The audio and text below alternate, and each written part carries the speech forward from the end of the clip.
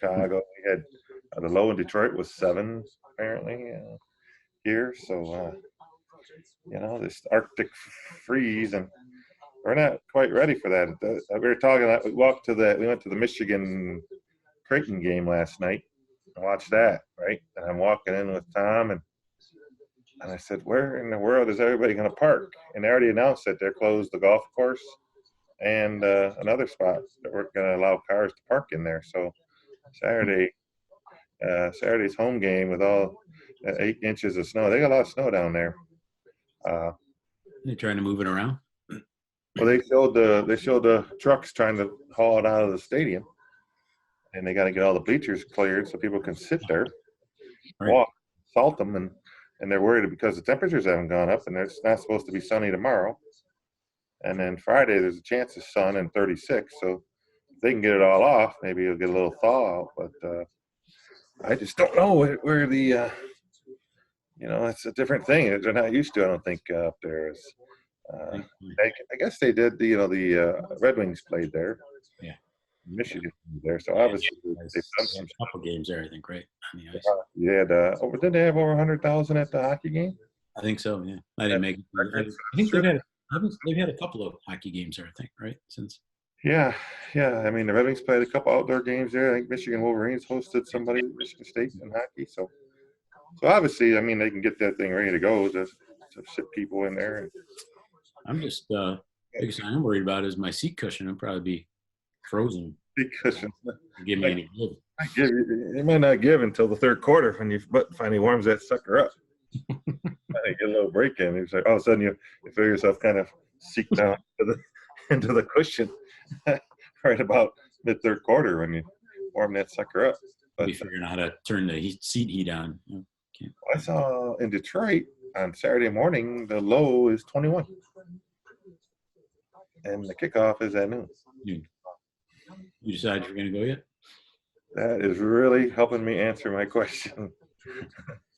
To a warm couch and chair and a toddy, watching that baby on TV. The line for that game is I think 13 or 14. Yeah, been which is very been a strange Michigan week, kind of quiet. Not a lot of smack talk going either way. I heard last night that Avery Thomas made a little statement about the brothers and sisters that go on with that game.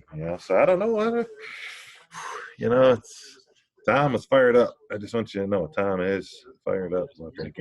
I don't know. It just seems like, I mean, I don't spend a ton of time on social media, but it just seems like he's pretty mellow. And hopefully they keep it in the low. Because somewhere in East Lansing, there's a constant roll, 24 hours of video being played somewhere of Mike Hart saying his words. And last season, there's going to be video up of him scraping his feet on the turf before the game. Bush up there scraping his feet on the thing. So there's going to be some kind of I don't think the game's going to get through without any kind of hijinks going on with that game. Yeah. I'm a little interested to see what it might be, and I'm sure it'll come from green and white at first. So they'll have to have some people stand there at that 50-yard line. Yeah. You have people standing by the tunnel. Sign. With the spread the way it is, with the way things have been going up there in East Lansing, at the season that he's going through up there, D'Antonio and the transfer portal, the injuries that he's got, the loss he had last week against Illinois. We haven't gotten into that yet, but all this stuff mounting on him up there, and they came out and reassured that his job was safe. Last week, the AD reaffirmed his job was safe, and that he's going to be able to keep coaching there. Obviously, I think the record that he's compiled there and his mystique up there, I don't think they're going to fire him. He's going to have to decide whether he wants to go. Yeah, I think we talked about that a few times, on this show, and that he definitely deserves that. He deserves that, right? Given everything he's done up there. Yeah. There's no reason to be talking about, firing him. And I know there's a lot of people upset. Obviously, Michigan's gone through some times where, people are upset and you want to make a change. But, you look at a guy like that and what he's done for the program and, the kind of treatment he deserves. He deserves to go out on his own terms, not anything else. So anything else. And looking at him last week when I watched the end of that game against Illinois, and they threw that touchdown pass in the end zone there, that the look they showed him on the sideline, he looked like he had never looked before to me. His complexion looked bad. He just looked so frazzled and frustrated and irritated that I felt sorry for him. To a certain extent, I feel sorry for him that he's going through that type of stuff. Yeah. The stress he's had, and obviously he had that heart attack in that Notre Dame game years ago. Mm-hmm. And he takes real good care of himself. I know he works out daily. I've been up there. You and I have been up there in that workout facility they have there. He takes good care of himself. I think he knows what he's got to do. So, but I just think it's just tough. I think he's just running into some challenges, which every coach runs through challenges.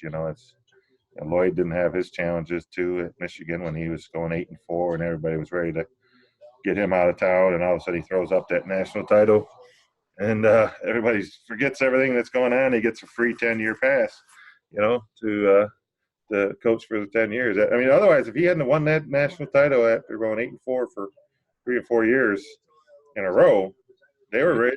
They're ready to run him out of town, and all of a sudden, losing App State and all those things. Yeah, I mean, they were pretty much calling for his head at Michigan when Lloyd was right there, and all of a sudden he won that national title, and he had the key to the city, and he could run for 10 years until he wanted to leave. Amazing what winning can do to you. Yeah. I mean, look at all these guys. It's just the way the coaching carousel goes. You win, you stay. You lose, you go, and that's tough. You got to produce in that situation. And it keeps getting tougher and tougher because now you got the college football playoff, and if you're not one of those 4 teams, your season's considered a failure, which I struggle with, right? As a college football fan, you root for your school as an alum, or whether you've been a fan your whole life or whatever. You just, I don't know, it gets a little rough when only 4 teams can say they've had a successful season. Sure. And you're limited. I mean, you look at it, you're one per conference. I mean, it's like not even sometimes you're getting 2. I mean, the Pac-12 has been shut out. The Big Ten has been shut out. I mean, so that's where the justification for the thinking of 8 teams or and it a little bit. But like what started last week and what's kind of starting here now in November is we talked about. These are playoff games here. Last week with the game at Tuscaloosa there. This week Auburn and Georgia's elimination game. Some of the other games they're gonna decide the fate of everybody. In December, that first week of December, when you play your championship games. The Pac-12 championship game, the Big 12 championship game, Big 10 plays it out. I mean, it's just so things are obviously when you don't have a playoff. These are actually playoff games that are coming up here and that I've played over the season.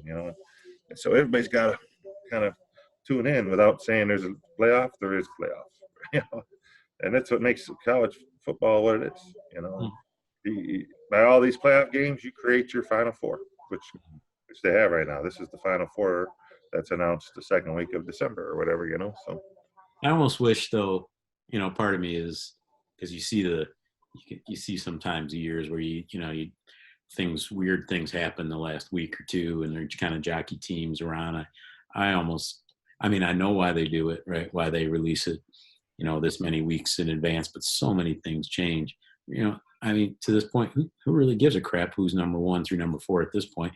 Because it really doesn't matter. All it matters is on that after that first week in December. So I know they want to create the hype and create but there's already enough there that you didn't need to do that. Release these polls because, I don't know. That's why I look at it. I don't put anything in the preseason polls. I don't even really put much into these first few college football playoff rankings because they're all going to change. Yeah. Right? there's potential for everything to change. Who knows what's. Yeah, I mean, it's just like I've always said. I think it's for TV purposes, and all those kind of things. And not like they need you to drum up interest. People are definitely interested in what's going on. Obviously last week was 1 versus 2, but then once they did the announcing, it turned into 2 versus 3. Number 1, but it should have been a 1 versus 2 game, really. And that's what it played out to be. It was Alabama was a great game, and CBS network had huge ratings. And, tremendous. I mean, that was just, aside from it getting out of hand there at 33 to 13, was it? I think. And you're like, oh man, here we go. But then Alabama, you knew Alabama was going to answer it. Mm-hmm. Harris came out and ran like crazy, and they started rallying and got back into it. But then they just couldn't quite get over the hump. They one touchdown too many that they got behind. What was it, 46? Well, I think that one to end the half, right? That one really cost them big time. Those two late touchdowns that LSU got late, in the first half. Those, especially that last one after they, and they come down and score that last touchdown to go up, 3 possessions. That's momentum. Momentum, and then and LSU get the ball to start the half too, right? And I think they stopping them and getting the ball back, but still, that's a lot to overcome. And I think Sam and I were talking about it. I think you look the way Najee Harris ran in that second half. It almost looks like he got away from it a little bit in the second quarter and got away from the run a little bit. I'm not sure. Looking back, too much on Tua, and they got away from it. Because to me, Saban even said it after the game. He said that's an offense that's a huge challenge to stop. So you're looking at it that way. You go, well, maybe you want to try to keep them off the field as much as possible. And with the running game Bama has, right? I think you could have maybe done a little bit more of that and possessed the ball and kept LSU off the field a little bit more. And I think, looking ahead, I think Michigan needs to do that in these last few games, right? They need to all the stats about who the team that runs the ball most against the Michigan State rivalry wins the game. Well, I think it's a matter of controlling the clock, controlling the flow of the game, and I think if Michigan can do that again by establishing the run, everybody wants to see Patterson throw the ball around and speed and space and everything. But at the end of the day, if you can't run the ball, you can't possess the ball, if you can't get first downs when you need them, you're not going to be successful. So I really think I look for Michigan to try to do that, establish the run again like they did against Notre Dame. Obviously, field conditions were a little bit different there, but if they can do that, I think they'll be successful certainly against Michigan State. Whether or not they'll be able to do that against Ohio State in a few weeks remains to be seen. Right. It's a 3-game stretch here. It's a tough stretch for Michigan, obviously there. But yeah, closing up on Alabama and LSU, that quarterback duel there was amazing to watch. With Tua battling them back, and then the will that Burrows had he put him on his shoulders. Beautiful plays, he put him on his shoulders and said, "I'm not losing this game," and he's diving for first downs and making things happen, making plays happen. And you just looked at it like, man, he's just so driven. He was just so. I'm not walking off this field with a defeat today. And that's kind of what I looked at him there, at least in the first half and in that last part of that fourth quarter. When he was answering the bell there a little bit. It just sometimes it happens. Like I said, they had the streak there of how many straight home games for Alabama, and that's what they always say. Streaks are sometimes meant to come to an end. That's where I'm kind of pinning that streaks are sometimes made to come to an end on this Michigan-Ohio State game. Let's hope so. It would make for that stadium at Thanksgiving weekend with a smile on our faces, wouldn't it? Relish and Kimbiaka Patuka days, and that when we weren't supposed to even have a chance against them. And there's been a lot of times when Michigan has not had a chance. They were written off. They were not even supposed to be on the same field with Ohio State, and they've pulled off that victory. So, that's something that would be nice. And you look at what Michigan has ahead of them here with Michigan State this weekend, and then Indiana, obviously, is that hurdle in the middle there. Indiana, they're not looking forward to Ohio State, but for the mystique of Harbaugh, for the Michigan in general to beat Sparty this week, and in 2 weeks beat Ohio State, just a monkey off his back. It'd almost be for Harbaugh. It'd be almost to the extent of him and Lloyd Carr. For Lloyd Carr, the heat was on Lloyd Carr to run Lloyd Carr out of the Ann Arbor, and he pulls off that national title that year in 96, 97, 97, 98, whatever. And for Harbaugh to win these next three, or even, whatever, but to win Sparty and win Bucks, that would be like equal to I would say, he'd get a pass now for like Lloyd got after he won that national title. It would certainly go a long way. I think there'll still be people out there, going, oh, yeah, but now look what they could have done against. Why did they come out so flat? And blah, blah, blah. But I think it would pacify a lot of hardcore Michigan fans for sure. Yeah. But even going back to Bo's main job, he always preached about, we must beat Notre Dame, we must beat Michigan State, we must beat Ohio State. Those are pretty main, every year. I'm trying to remember who I saw an interview with somebody. I can't remember who it was. Recent interview over the past week or two. And, and they said, even going back, and it was somebody that played for Bo. I can't remember who it was. It might have been during an NFL game or on SportsCenter. I can't remember what it was. But anyways, the guy was saying, he said, look, our goal was always win the Big Ten. Mm-hmm. Right? It was never, even though people like to say, your Harbaugh's goal or Michigan's goal should be to win a national championship. He went back and he said, look, under Bo, our goal was we wanted to win the Big Ten and go to the Rose Bowl. That was our goal.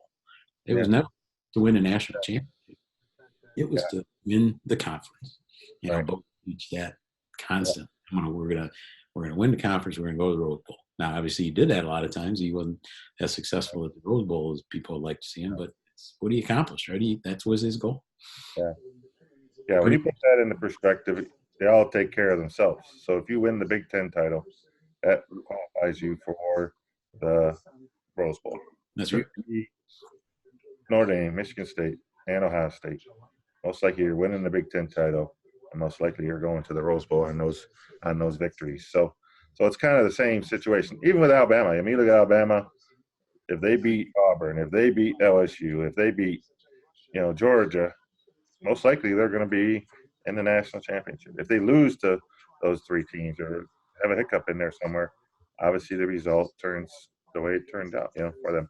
Or Clemson. If Clemson were to stumble back when Miami was good or Florida State was good in the ACC or Pittsburgh or Boston College, if any of those games where they can rise up and beat Clemson, then obviously they're not going to win the ACC and they're not going to qualify for their championship. So yeah, obviously that's a big thing, and obviously we're here on Michigan Sports Talk, and we're talking about the big rivalry game this week here between Michigan and Michigan State. And Michigan State's coming off of a tough loss there. They're up 28-3 out at East Lansing.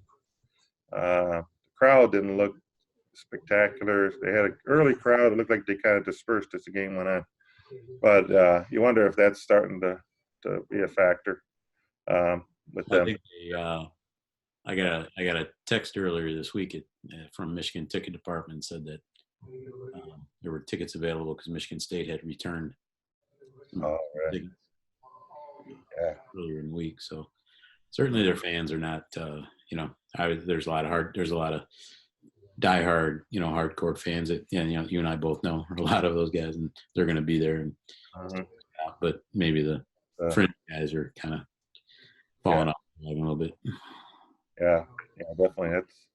That's definitely a telltale sign if you lose your fan base, and that could put pressure on if you're not filling up the seats, and that could also be a situation where he may not, be fired, but they could ask him to announce his resignation. But hopefully he doesn't. He's done a lot there at Michigan State, and obviously it's a big game coming up here this week in Ann Arbor. Always is. Doesn't matter. Throw out the records. It doesn't matter. It's still Michigan and Michigan State, just like any other rivalry game, And I don't know if you have any footage at all from the Michigan State Illinois game. I've been busy all day, so I didn't have a chance to pull up. Oh, you're good. Load up. You don't have to put that on there tonight. You don't have to put that on there for our Michigan State fans to rewatch that again. No, they don't want to see that anyway. They don't want to see Brandon Peters throwing for 370 yards, whatever it was. And there's some issues. I mean, obviously, I watched that first half, and I was like, man, the state looked really good, 28-3. I'm like, man, oh man. I went back to the Alabama game. LSU was watching that one. And like I said to you last night, I came back because I saw the scroll said 31-30. I'm like, holy crap, it's a game, I honestly, I wasn't even, I was pretty focused in on the Alabama LSU game, and I didn't even, Yeah. I wasn't watching the score. I don't even think I looked at it when it scrolled, and Yeah. I didn't even see the final until it came across on my phone. I'm like, what the heck? Oh, yeah. No, So I flipped over for the last play or two, and the I last didn't, there was like, oh, man. I didn't see what, I had no idea what had transpired, whether or not Illinois had been up the whole game or so and so. And then I looked at the details afterwards, obviously. They got the ball with a chance to run it out. They could have went down and they end up going 3 and out, I think, Okay. pretty quick. And then Illinois sustained the drive, came down, got a pass interference call or something, I think, and things that went against them, but against the state. But definitely a tough loss, and that's something that it makes it a little leery as they're coming to Ann Arbor and win one for the Gipper mentality or something. But yeah, win one for D'Antoni. Out there in Ann Arbor, it's going to be a little cold. It'll be like a December playoff game out there in Green Bay, probably. It's a cold, frozen tundra of Ann Arbor, but might be some snowballs flying around. Yeah, there might be. There might. They said somebody reported last night they're not doing towels anymore because the way they treated them at the Notre Dame game. And somebody said, "Oh no, they're giving away 15,000." Somebody's doing a promo thing. They're doing like 15,000 towels. Can you imagine getting those towels all iced up with snow and taking those in your head, getting the helmet, getting pelted by that. But good thing we're not sitting in the student section anymore. So. Oh yeah. Well, the Lions. Talking about the Lions a little bit. It's going to the Lions and their game over the weekend there. I had no idea, and I think there's been a little bit of talk about the whole deal with Stafford. I'm sitting there. Yeah. I'm sitting in church, and the thing goes off on my phone saying Matthew Stafford's out. He's got broken bones in his back. I'm like, what the heck? How does this come out on a Sunday morning? Yeah. He's apparently there was rumor he played with it last year. He had back issue and and now it's a vertebrae or some kind of little vertebrae chipped or something in his back, which is causing issues. So he's a week-to-week guy. So then he comes in there and does a pretty good job and almost leads the Lions to victory there, and end up coming up short 20 to 13. And had an opportunity, right? Had an opportunity late to go down and try to tie it up, right? They got a stop that they needed. Yeah, they were looking pretty good there. They had it going on. They had a drive going, and they just bad time to go the deep one. The guy picked it off in the end zone there on him. And then, you called it. I think you had the Lions losing there. I had the Lions pulling one out on a late field goal. So I was hoping for overtime. I had the Lions losing, yeah. I think they go out to Oakland. They West Coast. They don't play well. So I figured the way Trubisky was playing and they're all over him. And, yeah. The Bears. I said the Bears just kind of Trubisky and he did just enough to win. I think he played probably one of his better games. Yeah. Oh yeah, for sure. Yeah, he definitely looked a little bit better than what he had been looking. So hopefully he's probably putting those guys down a little bit this week. Yeah, they did a pretty good job. And they get a rematch with them here on Thanksgiving Day. Is that the Thanksgiving Day game? Yeah, we played Dallas. Yeah, Dallas this week. This week coming up, we got the Cowboys coming into town.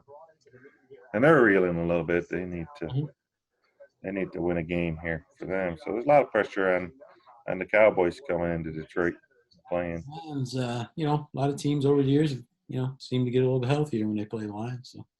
They do come in and get healthy. The Lions are like 3-5-1, 3-6-1 now. I think 3-6-1. 3-5-1, right? 3-5-1. Yeah. So 5-4, like you're saying, I think they need it. Yeah, they're in the hunt there in that NFC East. The Lions are pretty much down at the bottom, looking up. Mm-hmm. Packers, the Vikings, and the Bears all ahead of them there. I don't think the Vikings and the Packers are going to come back to. I don't think they're going to come back to the field at all. So it kind of hurts the Lions' chances as far as any kind of Well, hope. I mean, they do get to play them all again, but the Packers just look too tough, and the Vikings are playing a lot better football. And I think between those two could probably make the playoffs. The Vikings and the Packers, no doubt about it. Vikings got the Broncos this week, so that shouldn't be any problem for them, right? Mm-hmm. Yeah. Although the Broncos are looking a little bit better, but the Lions go there in a couple weeks. Yeah. Play the Broncos, and they got to play the Bucks. Yeah, I'm in a pool here where I got to pick out how many wins. I had the Lions for 5, and I still have to find 3 more victories. But I'd planned on the Broncos, I'd planned on the Bucks, and I'd planned on probably Thanksgiving Day we might show up and play, or the Redskins. We got to play the Redskins stuff. So we're kind of in that boat. We're playing the NFC East and we play the AFC West, right? West, yeah. That's our 2 crossover divisional games. So we still got to go to Washington. We still got to go to Denver. And we still got to go to the Bucks, Tampa Bay. So I don't know. Unless they can get Stafford back, I don't know if the backup can step in there and do the job. That's a lot to ask of him. But they only lose by 7 against the Bears. 20 to 13. That's an accomplishment in itself. I mean, Driscoll showed a little bit of. Yeah, he looked good. I thought he stepped into the pocket pretty well a couple of times when I watched him. Not afraid to run the ball a little bit. Get out there and make some plays with his feet. And yeah. I don't know how many. I don't know how much he practiced. Sure. Hard to say what was going on internally that they didn't let out until kind of the end. So you anticipate maybe he got a few more snaps in practice last week, but I thought he did, reasonable job for. Yeah. Oh yeah. I thought. Let's see how he does down there. I doubt Stafford's going to play again. I think he's got to sit out another week or 2. They probably won't announce it till later, but definitely, I think the defense, like I said, is 31st ranked defense in the NFL. Which, I mean, at the end of the day, that's been the problem, right? All the injuries they've had on defense. Mm-hmm. Yeah, either we've gotten rid of guys or the injuries. Yeah. Mm-hmm. So some good games coming up here, but the Cowboys in town, America's team. And I don't see the Lions being able to answer the bell against the Cowboys here. I think the Cowboys are going to win by 10. Yeah, kind of like a 31-21 game. Yeah, I'll probably go along with you on that one. Maybe 28-17, something like that. Roughly the same type of deal, right? 10. We'll score a little bit, but I think the Cowboys just got too much. Their defense is tough. Their offense is Dak Prescott coming into town, Ezekiel Elliott, Jason Witten's back for him.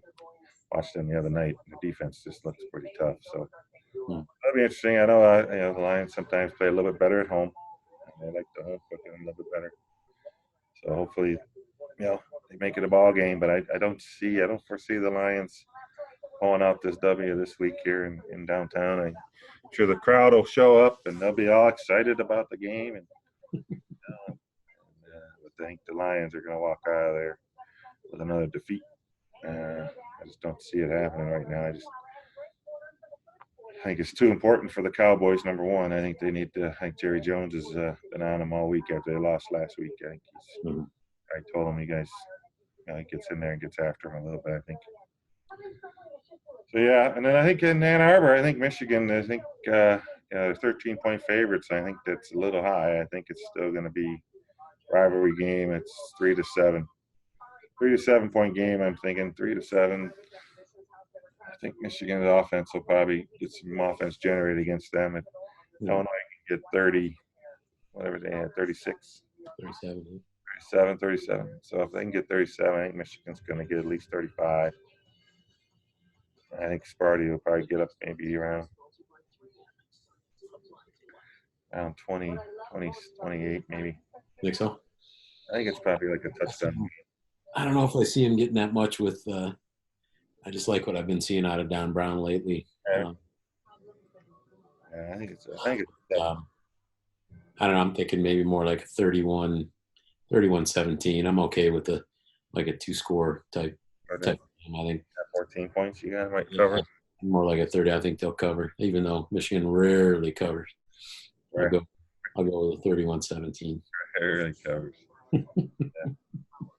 For some reason, I don't know. They just don't get it going. That'd be nice. I would. Don't get me wrong. As a Michigan fan, I would not be disappointed if we opened up some. 40. Not going 42-6. I wouldn't be disappointed if we didn't get a Bob 42-6 prediction.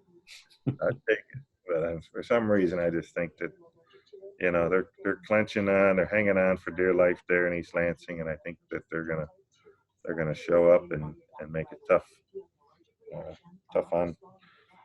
on Wolverines, I think, and they're gonna battle and hopefully come down to the turnover game and the kicking game. And as Bo used to say, if we take care of the ball and we can kick the ball, we'll be all right. So I think Saturday's going to come down to the turnover battle and the kicking game. If we can punt and make some field goals, I think we'll be all right. Yeah, I still think, again, I think comes down to the ability to control line of scrimmage, obviously, in that game always does. Yeah, oh yeah. If they come out, establish a run and get up, I think, I think it's maybe a score late that puts them up. I think it's a tighter game than maybe that score 31-17 would dictate. Maybe it's a late score that puts them up by 2 scores. But I think it's always a battle. They said, you listen to the guys that have played in that game, and they said there's no tougher, meaner, line of scrimmage game, played. And I think that has continued. I don't think that we're going to see that go away anytime soon. So. Got to be a fun game to play in if you're Another thing we didn't discuss really though is hopefully we don't come out sleepy in that first quarter because we had a bye week. How does Michigan react coming off the bye week? Are they ready to go on a cold, damp November day? And Sparty's going to come in with a pissed off about losing last week, and we can't afford to. Michigan can't afford to go down 10-0. Because we make some mistakes because we're not ready to go. And then second quarter to wake up and decide to start playing. We got to be, Michigan's got to be ready to play right out of the get-go and answer the bell. It definitely is true. And you hope to, that, you've seen a little bit of the turnaround here these last few games that they don't let that happen, that they understand. Yeah. You can't come out. We got to come out with the intensity like they came out in that Notre Dame game. Yeah. Like the way they came out, even in the Maryland game, coming out and returning the open kickoff, and then getting another score right away, and jumping ahead. That's the kind of mentality that they have to have. Every game, and it can't take it off, right? Especially this week against your state rival. Yeah, because it's a 3-game season from this point, right? It's 3 games, right? I mean, yeah, pretty much. You can't get up for the last 3 games of the season. I don't know why you need to block them out. The big ones, obviously, you get that. You have the Notre Dame game. You got to get the Spartan game for Harbaugh, and you got to get the Ohio State game. So he does that. Michigan's in a potentially, man. You fall into a January. You work your way up into that. You're a team that's playing. You're a 2-loss team that's playing against one of the 1-loss teams, or something. Maybe a more prestigious bowl. People, Michigan State fans don't like to hear it, but there's a little bit to a reputation of a school and the way they travel, and sometimes you do get benefited out, with getting a better bowl game because of the history and the fans and that. And it's just the way it is. Oh yeah, no doubt about it. They travel, they fill the stadium and that kind of stuff. So yeah, it'll be an interesting few weeks here. We'll figure that out. I know the Red Wings are out west playing in the West Coast. They beat Anaheim last night, 4-3 in overtime. Watch a little bit of that one. Yeah. Playing, they got the Kings and they play San Jose, I think, or something too. They're playing little West Coast games. Little West Coast swing. West Coast swing. I thought they were out there already early in the year playing out there. Now they're back out there again. Yes. Now scheduling can be weird sometimes, right? It's kind of like baseball. Sometimes you get both those trips in early in the season, or sometimes you don't mean it till late in the season. I don't understand how they. Get all the Eastern teams. And then Pistons, Blake Griffin's supposed to be back, and he hasn't played yet this year for the Pistons. They desperately need him back. Need some help big time. They're struggling. And I just read that somebody's out for 5-6 weeks. Jackson, somebody is out. He got a knee injury, so. Yeah, I think we gotta dig into the Red Wings and Pistons here once the college football season is a little bit behind us. And yeah, we'll definitely put some attention into the Red Wings and the Pistons and get that going. And college basketball obviously is kicking off. We got the holiday tournaments coming up. Maui, Michigan's going to the Atlantis tournament down in Atlantis, and that'll be over Thanksgiving. So we'll talk about that probably next week a little bit. Dig into that. Our state playoffs are down to the regional finals this week. A lot of high schools shoveling off football fields to practice this week, trying to get ready to play a football game. Might be a few games rescheduled to some turf fields this week. Yeah. Oh yeah. You might see them playing at that when you get to that level, why risk it? Why not go and pay your money to rent out Eastern or go rent out one of the Almas or somebody like that aren't playing at home. Yeah, I don't know how you clear snow off of a grass field effectively at the high school level. High school level, snow blowers. I don't know what you do. You're out there just tearing up your lawn. Exactly. What little grass there might be left. What little grass there's there. But I heard 36 on Friday. If the sun's shining, maybe you might get some. But unless you take some layers off, there's no way. Yeah. You're going out there practice playing right in 3-4 inches of snow at least. Yeah. If you mat it down, still you're still out there. You're on ice. What some of the teams look like, but yeah, it'll even the playing fields. That's for sure for a lot of these teams. For a lot of teams, it will. Yeah, but at this point, if you're still in it at this point, you're probably one of these teams that can run the football, possess the football. So yeah. If you're a spread type team, this is going to be the time where it's going to typically will come up to bite you because at this point in Michigan, especially the next few weeks, it's going to get colder. It's going to get it could get snow. You still comes down. Usually see this kind of an issue right around semis. Mm-hmm. They started putting semis were automatically onto turf fields. Mm-hmm. And they passed a thing where they said no matter what, the semis are neutral site. Yeah, neutral site. Yeah. So obviously there's some good games here. You got a lot of local teams in the hunt. I've been posting on our site to follow along and look at the brackets and look at the teams. Some local ones obviously still in the hunt here in Oakland County and that kind of stuff. So, but definitely exciting time for the high school teams to possibly get that state title. And looking forward to Thanksgiving weekend. Coming down here and watch some games out at Ford Field. It was fun. 4 games down there at Ford Field on Friday and Saturday. Watch the state finals. It's a great event, great time. If people don't have anything going on, you can follow along here on MI Sports Talk. We'll post all those results and we'll put the brackets on there so you can keep following along. Mm-hmm. See where you're at. I had a few people like the post the other day, so we'll see. But, other than that, yeah, it's like I say, rivalry week here. It's a little later than the year than usual. Usually it's a little bit earlier. It's usually like in October, the Michigan State game. I can't remember Michigan State game being played this late in the season. Yeah, it's very odd. It's usually in the second week of October.